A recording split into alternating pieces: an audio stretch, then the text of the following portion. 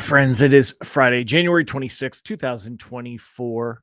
I am Hammer with Originator Success here with the Daily Rate Update, the only place on the web where you guys get to join me live, chat about it, talk about it, get your feelings heard, all that good stuff. Remember, you can join me live each and every day, 9:30 a.m. Eastern Time. If you're watching on the replay, all I ask, just go ahead and put hashtag replay in the comments. If you're on Facebook or YouTube, I really appreciate it. Don't forget to give us a thumbs up, smash that like button. If you're on Facebook, tag an LO friend, share us in a group, or if you're on YouTube, don't forget to give us a thumbs up and hit that subscribe button.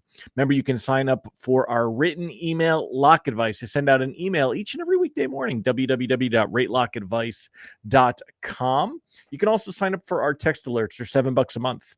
And if you just want to protect your pipeline, get a morning alert, an afternoon alert, and then alerts when reprices are likely. Check out those text alerts. You can cancel anytime. Also, don't forget to check us out at originatorssuccess.com. We actually help you get loans from Google and social media. We do reputation management, meaning we help you generate reviews. We've got some awesome campaigns to keep you in front of real estate agents, past clients.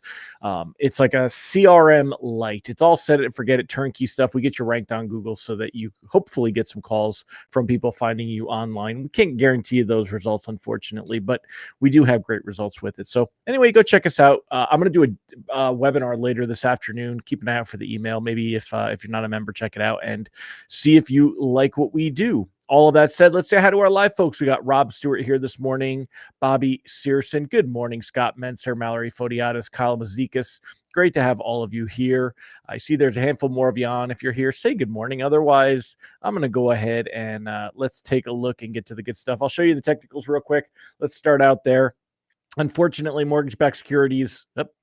So there we go. Okay. Unfortunately, mortgage-backed securities are down a little bit on the day. We're down about 16 basis points. However, we were up quite a bit yesterday. Check out this chart. Let me see if I can zoom in on this, if it will.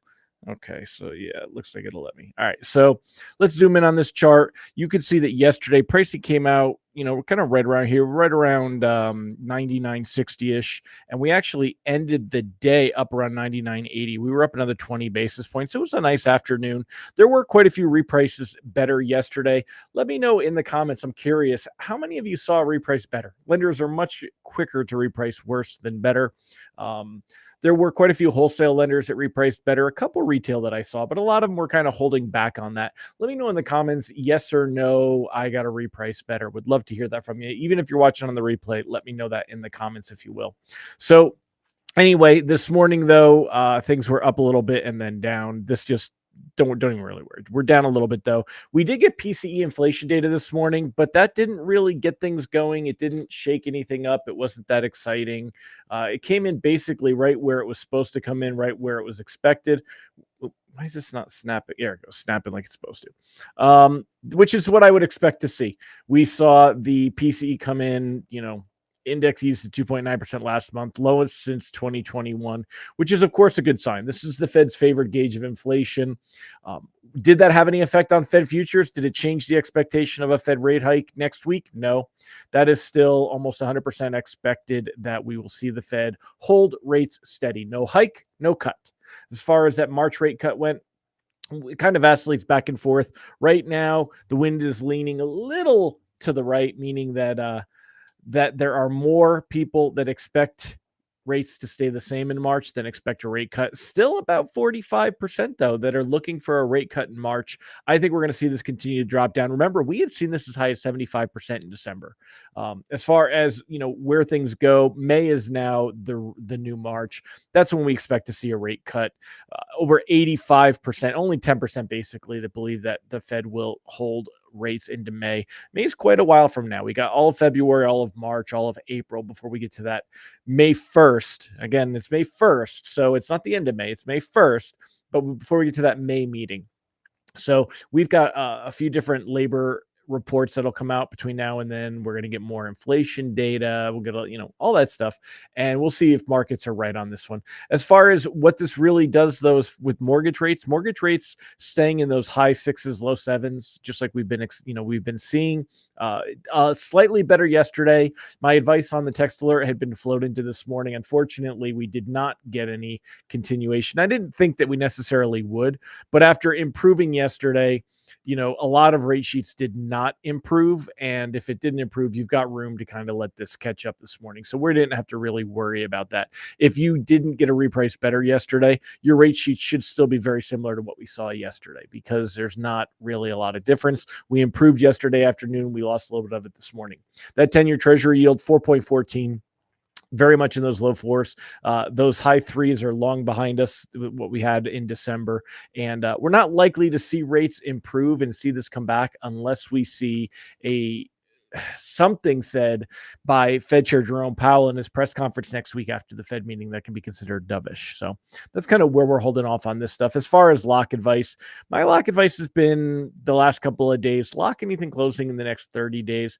I mean, we could float into next week's Fed meeting. I don't think it'll hurt us. I guess I could probably lean into maybe being more cautiously floating right now. It's unlikely that we see things creep too much higher from here, but I'm not loving it either. I especially loans closing in 15 days.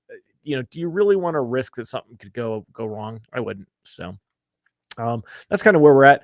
Hello, Renee Littlejohn, Nicole Semrad, Amy Blauser, Mike Morano, Christy Moe, Tim Klyla. Great to see all of you here. Ron Siegel, there you are. A little bit of a late start, but I see you, my friend. Great to have you here as well. Don't worry, you didn't miss anything. There's not much really to see today. It's kind of quiet. Brandy Brickler and John Warner, Mike Tebow. Good morning, y'all. So Scott said yes, he did get reprices better. He's the only one that answered. Don't be lazy, people. There's 24 of you on. Get on your phones. Tap that in there. Did you get a reprice better yesterday, or did you see reprices better if you're a broker? And if you didn't price any loans and you just don't know, I get it. So if you don't have a loan and you're not pricing, you may not even have noticed the difference. So anyway, keep me posted on that stuff. Always curious, but that's it. It's a quiet. Nicole you did too. Robert said lock and sleep well if under 15. Absolutely, Robert. I'm with you on that one. I just don't think there's a lot of benefit to floating on it. Christy said she got a few better updates. Mike Tebow got some reprices better. All right, y'all. Thank you. Appreciate that. Appreciate you guys giving me the feedback. So what are you doing this weekend? I'm going to go play poker tonight. You guys know I love me some poker. That's why I got me my fancy tattoo. Loves me some poker. And then I'll be hitting the honeydew list. It's warm here in North Carolina. It's 50 degrees this morning. We were down to 5 degrees last week. Now we're at 50 degrees. The weather is like mortgage rates, right? So I'll be hitting that honeydew list and getting things done. I've got to put down a pad. We've got a generator. I bought a whole home generator. I'm going to have it installed, and I need to put a cement pad for it to go on, and I'll do that myself. I like to do stuff like that. So anyway, that's it for me. All you guys have a fantastic day. I'm going to keep it short. Not a lot to say, and that's it. So you guys take care. And Mike, I am definitely jealous. We're skiing in northern Michigan. It got warm in Rhinelander. I go on our snowmobile trip President's Day weekend in February for the last 10 plus years. And Rhinelander has not been able to open up their snowmobile trails. Next year, we're going to Jackson Hole. Anybody ever been to Jackson Hole snowmobiling? I'm going to Tawago or something, Tawagi. Anyway, I'm going there. They've got snow, but too late to change our plans for this year. I would, but all my friends are like, it's expensive to make that change. The airlines and everything are very high. So we're not changing. This is our Rhinelander farewell tour, but Nicole said it's so fun. Ron's going 70s and 80s for the weekend. Yeah, that's that. Christy said, I thought that only happened in Texas. Mike said it's warm, 32 mushy snow. Yeah, that sucks, dude. I don't ski anymore. I just I blew out my knee years ago, and I went skiing afterwards when my son was in high school, but I'm overweight. Not terribly, but I'm a heavy guy, and I don't do enough physical activity. I'd have to get myself in shape before I would really be comfortable skiing. Otherwise, I think I could hurt myself. So Ron said, make sure I check my airplane for doors. I am not worried because I never sit at the exit row. Actually, these weren't even exit row seats when that happened. Those were door plugs. They weren't real doors. So, yep, that's good news. What I like about Delta is they use the Airbuses, so I don't have to worry about those Boeings. But all right, my friends, I'm going to wrap it up. I'll see you all next week. Remember, I do this each and every day, 9:30 a.m. Eastern time. I hope to see you on Monday. Bye-bye.